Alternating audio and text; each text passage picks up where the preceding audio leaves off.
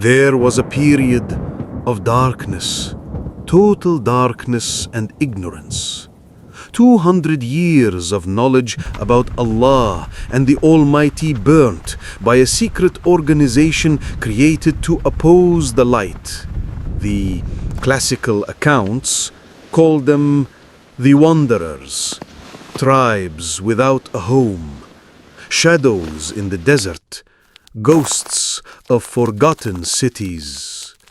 And yet, in silence, they built a city, walls of stone carved into mountains, unseen by the world of men. They were not merely wanderers, they were keepers of secrets, bound by oaths, whispering of powers greater than kings. Today, I'm bringing you a tale unlike no other. Tales of shadow organizations formed as early as 1990 B.C.E., an estimated period of about 200 years between Prophet Saleh of the destroyed Thamud nation and the coming of Prophet Ibrāhīm alayhi salam. This period is characterized by spirituality drought. No records of prophets or messengers mentioned in the Qur'an, hadith, or tafsir, but Allah says in the Qur'an that for every nation or people we sent them a warner. So, it is hinted that Allah indeed sent warners during that period. The question is, what happened to them, their records, and to their message? Well, sit tight. Hit that button to support our work, my dear brothers and sisters. So, the vanishing of records, history, and messengers. Early classical accounts tie it to the existence of a shadow organization during that period. Secret organizations are not things of today, but rather ancient practice. In the previous video, we saw the rise of early devil worshippers' revival. Now, we'll see the first secret organization to control the world from behind the scenes. Sounds familiar, right? Generations after the people of Thamud were shattered by a scream from the heavens, whispers spoke of survivors, scattered tribes, and strangers who walked the earth without name, without trace. They called them the wanderers. These were not tribes bound by land nor family. They were shadows that moved from desert to mountain, from forest to sea. Some believed them they were the descendants of rebels who escaped the punishment of their nations. Others believed they were keepers of forbidden knowledge left behind by the fallen prophets. But the truth? No one could tell. What was certain, wherever they went, cities crumbled, kings disappeared, and scrolls of wisdom written in languages older than stone were burned in secret fires. The people whispered, "It is the wanderers, they have come again."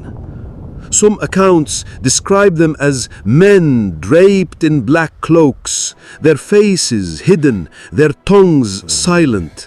Others say they were not men at all, beings cursed to walk until the day of resurrection, never resting, never remembered. And yet their presence shaped history. They became the invisible hand behind kings who betrayed prophets, behind priests who silenced truth, behind builders who raised towers to challenge the sky. But why? Why destroy the voices of the prophets? Why erase knowledge that could have guided mankind? The answer lies in the hills.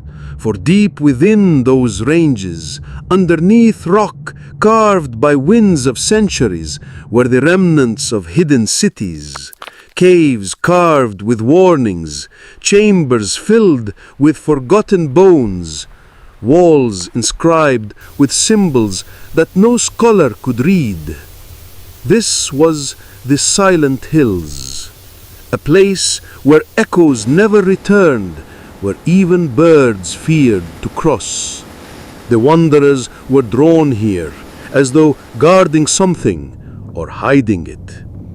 Some claimed it was the last resting place of their leader, a man cursed by God to never find death. Others said it was the burial site of scrolls so dangerous they could turn men into devils. But the most haunting tale was this, that in the silent hills the blood of prophets was spilled and their cries were sealed into the earth itself. That is why no sound dares to live there.